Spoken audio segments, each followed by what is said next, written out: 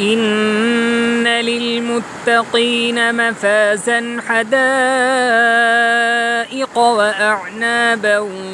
وكواعب أترابا وكأسا دهاقا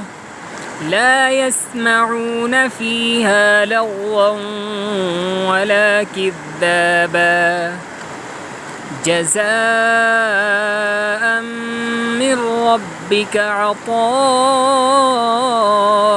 حسابا رب السماوات والأرض وما بينهما الرحمن لا يملكون منه خطابا يوم يقوم الروح والملائكة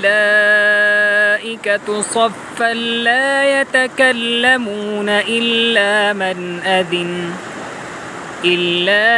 أذن له الرحمن وقال صوابا ذلك اليوم الحق فمن شاء اتخذ إلى ربه مآبا إنا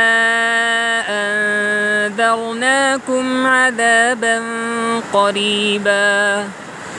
يوم ينظر المرء ما قدمت يداه ويقول الكافر يا ليتني كنت ترابا.